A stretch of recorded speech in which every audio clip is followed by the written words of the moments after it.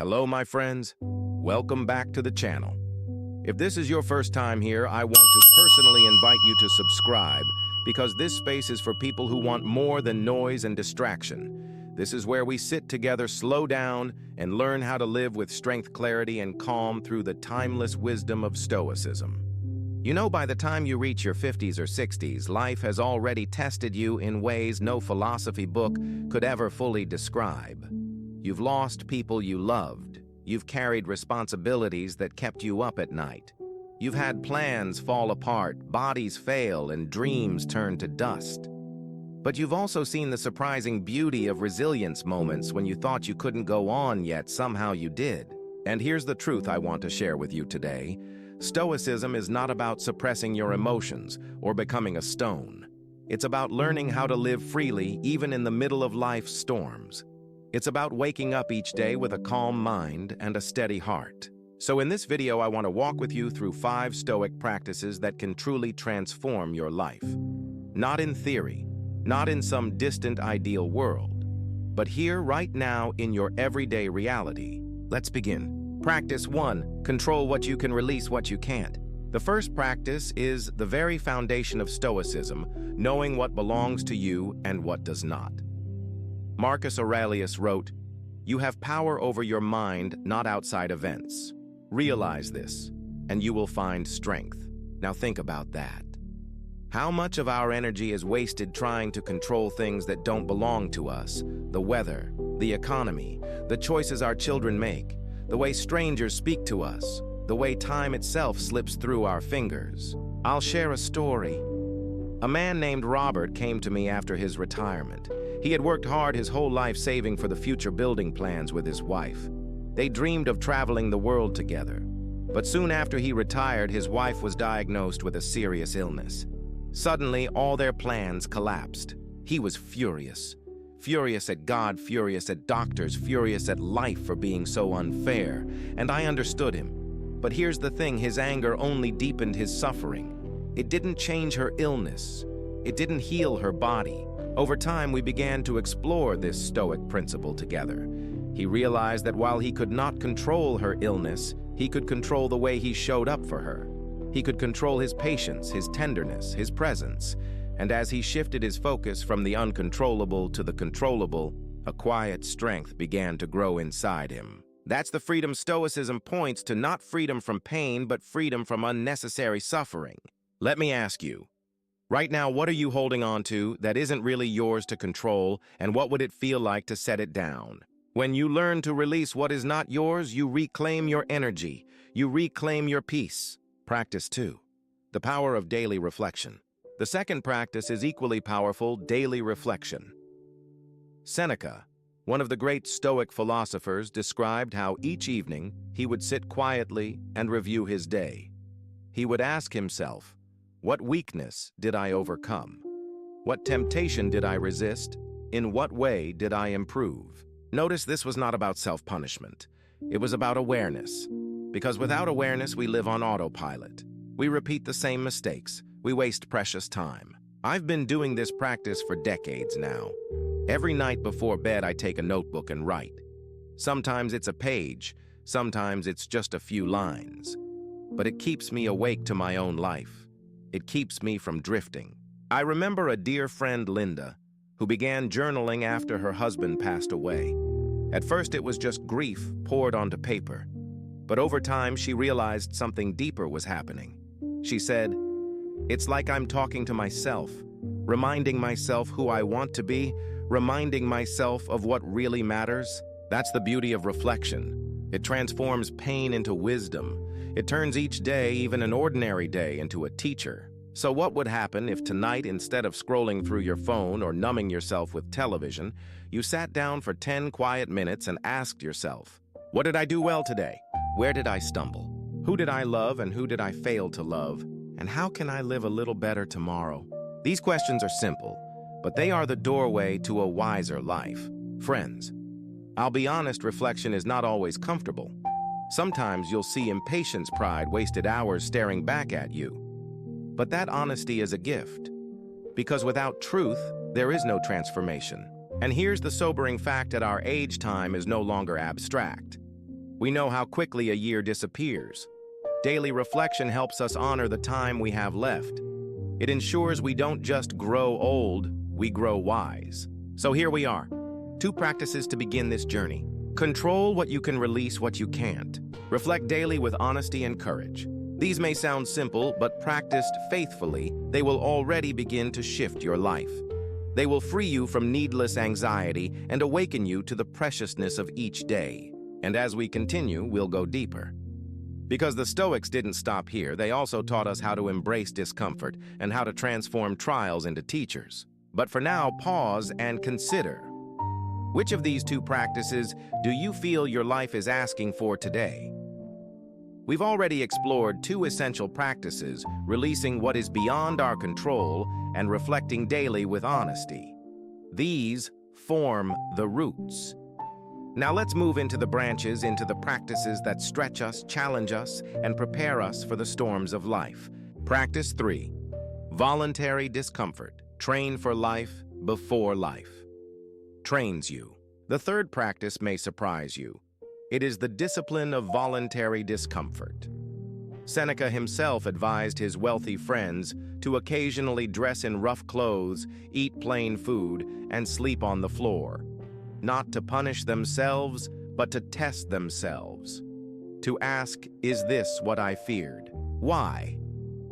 Because so much of our fear in life comes not from reality, but from imagination. We fear losing comfort. We fear poverty. We fear being stripped of status of safety of what we've grown used to. I'll share something personal. In my early 50s, I watched my investments drop drastically during a market crash. For weeks, I was consumed by fear. What if I lose everything? What if I have to start from scratch at this age? The anxiety gnawed at me. One day, I decided to test it. For a week, I lived as if I had nothing. I ate rice and beans. I wore my oldest clothes. I walked instead of driving. And do you know what I discovered? Life went on. I wasn't destroyed.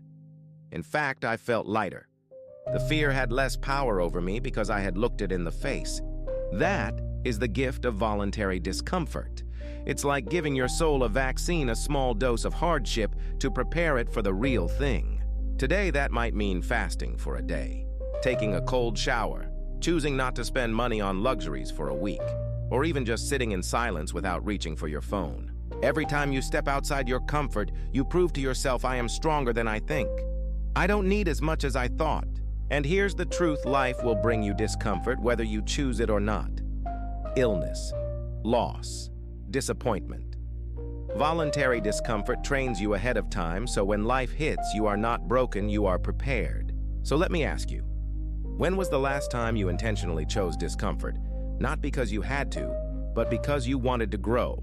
Practice 4, turning trials into teachers. The 4th practice is perhaps one of the hardest, but also one of the most transformative, learning to see obstacles as opportunities, trials as teachers. Marcus Aurelius wrote, "The impediment to action advances action. What stands in the way becomes the way." I once counseled a woman named Margaret who had battled cancer twice. When it returned a 3rd time, she was devastated. She said to me, "I don't think I can do this again." Her body was tired. Her spirit felt broken, but slowly something shifted in her perspective. She began to say, if this is my mountain, maybe climbing it will teach me something no easy road could. She started to approach each chemo session as a form of training. Training in patience, training in resilience, training in gratitude for every sunrise, every visit from her grandchildren, every breath she was still able to take. She lived longer than any doctor predicted. But more importantly, she lived better. Her suffering didn't vanish, but it became meaningful. That's what Stoicism teaches us. Pain, betrayal, illness, financial loss, they are not just intruders in our lives. They can be our teachers. If we allow them, they shape us into wiser, stronger, more compassionate beings. Think about your own life. That heartbreak you suffered years ago, didn't it teach you something about love, about your own strength? That job you lost, didn't it push you toward a new chapter you might never have chosen otherwise? When we shift from asking, why me, to asking, What is this teaching me? We stop being victims of life and we start being students of life. It doesn't mean you have to be grateful for pain itself, but it means you can be grateful for what pain produces in you: resilience, patience, depth. And that is how trials, instead of breaking you, become the very path that shapes you. So here we stand, 4 practices into our journey. Control what you can, release what you can't. Reflect daily. Choose voluntary discomfort. Transform trials into teachers. Together, these already form a foundation for a life of strength and serenity. But there is still one more practice, perhaps the most profound of all. A practice that changes the way you look at every morning, every conversation, every moment. It is the practice the Stoics called memento mori, remembering mortality. And that's where we'll go next. We've journeyed far together. We began with the freedom of releasing what is not ours to control.